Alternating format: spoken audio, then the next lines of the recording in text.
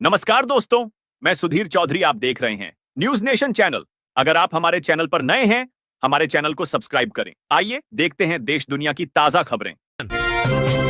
तेलंगाना के रामपल्ली गांव में हनुमान जी की मूर्ति खंडित मिलने से मचा हंगामा।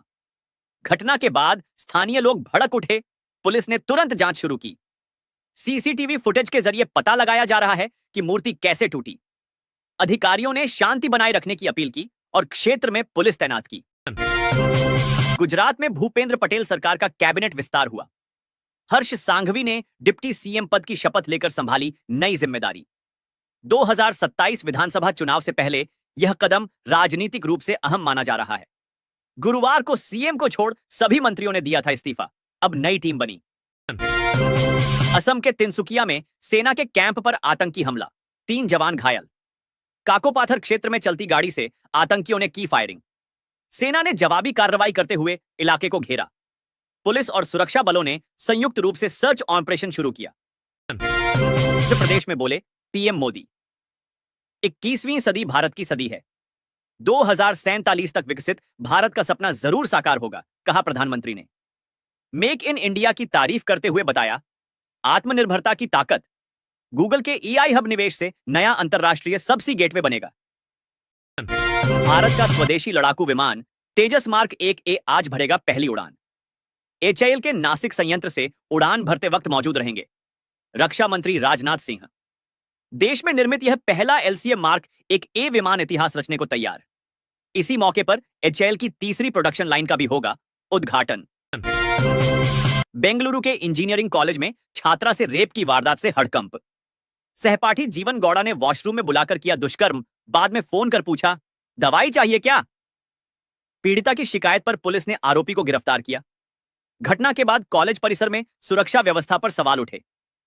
बिहार विधानसभा चुनाव 2025 के पहले चरण के नामांकन का आज अंतिम दिन।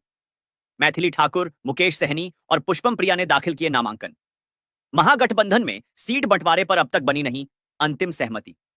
सभी दलों ने प्रत्याशियों को सिंबल देना शुरू किया। चुनावी सरगर्मी तेज।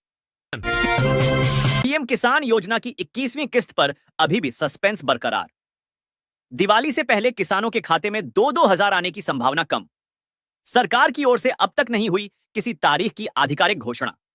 किसान वेबसाइट पर लाभार्थी सूची देखकर कर सकते हैं स्टेटस चेक। बिहार चुनाव में मंत्री जीवेश कुमार का अनोखा अंदाज चर्चा में। दरभंगा में वे साइकिल से नामांकन भरने पहुंचे और मां श्यामा मंदिर में की पूजा।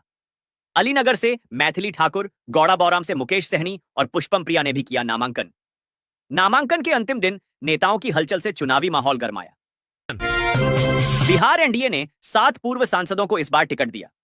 जदयू ने चंद्रेश्वर चंद्रवंशी, महाबली सिंह और दुलालचंद गोस्वामी को मैदान में उतारा। भाजपा ने सुनील कुमार पिंटू और रामकृपाल यादव को प्रत्याशी बनाया। पूर्व सांसदों को उनके पुराने लोकसभा क्षेत्रों से ही उम्मीदवार बनाया गया। सियासी मुकाबला दिलचस्प हुआ।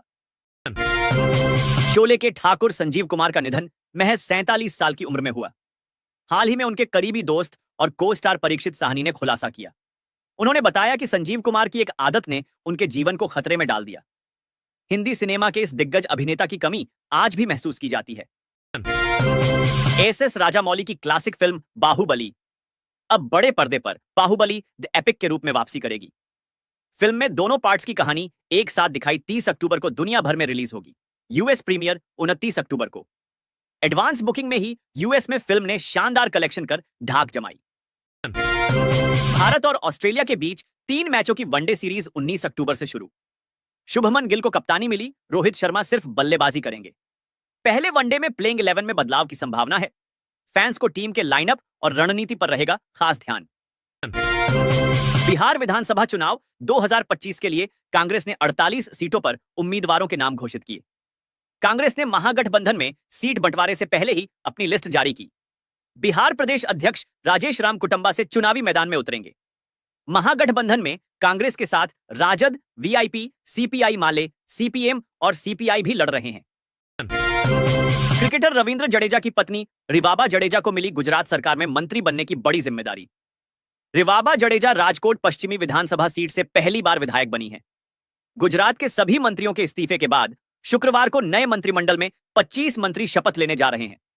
रिवाबा जडेजा का मंत्रिमंडल में शामिल होना राजनीतिक और सोशल मीडिया में चर्चा का विषय बना। भारत ने रूस से कच्चे तेल की खरीद में 50% तक कटौती की तैयारी की है। व्हाइट हाउस के एक अधिकारी ने रॉयटर्स को बताया कि नई दिल्ली और वॉशिंगटन के बीच व्यापार बातचीत सकारात्मक रही। हालांकि भारत सरकार ने रिफाइनरों को अभी तक कोई आधिकारिक आदेश नहीं भेजा। सूत्रों के अनुसार दिसंबर या जनवरी के आयात आंकड़ों में इस कटौती का असर दिखाई दे सकता है। पहले चरण के नामांकन का आज अंतिम दिन, सभी दल कर सकते हैं दाखिल। अनुराग ठाकुर ने कहा, मंगल राज में रहना है, जंगल राज में नहीं, लालटेन का द्वार नहीं लाना है। महागठबंधन में सीटों का बंटवारा अभी तय नहीं हुआ, लेकिन प्रत्याशियों को सिंबल देना शुरू। राजनीय गतिविधियां तेज, जनता की नजर उम्मीदवारों और गठबंधनों पर बनी हुई। दीपावली और छठ पूजा के लिए नई दिल्ली से मुजफ्फरपुर विशेष ट्रेन चलेगी। ट्रेन 18 से 24 अक्टूबर तक चलेगी और दोनों शहरों के बीच 4 फेरे लगाएगी। गाजियाबाद, कानपुर और गोरखपुर जैसे प्रमुख स्टेशनों पर ट्रेन रुकेगी। यात्रियों की सुविधा को ध्यान में रखते हुए रेलवे ने यह कदम उठाया है। लोकसभा में विपक्ष के नेता राहुल गांधी ने गुवाहाटी में सिंगर को श्रद्धांजलि दी। परिवार के सदस्यों से भी उन्होंने मुलाकात की। जुबीन गर्ग की मौत की जांच में अब तक 2 आरोपियों को गिरफ्तार कर न्यायिक हिरासत में भेजा गया। मामला अभी भी अनसुलझा है और जांच जारी है। किसानों की फसलें नुकसान पहुंचाने वाले हाथी को वन विभाग ने कैंप में भेजा। हाथी के आतंक से प्रभावित किसान अब राहत महसूस कर रहे हैं। हाथी को सुरक्षित रूप से स्थानांतरित किया गया। घटना का वीडियो सोशल मीडिया पर तेजी से वायरल हो रहा है। मुख्यमंत्री नायब सिंह सैनी ने 8,547 गरीब परिवारों को प्लॉट वितरित किए। ग्रामीण आवास योजना के तहत ये प्लॉट दिए गए हैं। रजिस्ट्री के लिए धनतेरस पर भी तहसील खुलेगी। पंचायतों और नगर निकायों को विकास कार्यों के लिए 2,697 करोड़ रुपए जारी किए गए। बागेश्वर धाम के पीठाधीश्वर धीरेन्द्र शास्त्री अमहट हवाई पट्टी पहुंचे। महोत्सव के आयोजक विवेक तिवारी और भाजपा नेता रामचंद्र मिश्र ने उनका भव्य स्वागत किया। पीठाधीश्वर महोत्सव में शामिल होने के लिए पहुंचे। स्थानीय लोगों और श्रद्धालुओं ने भी इस अवसर पर उत्साहपूर्वक स्वागत किया।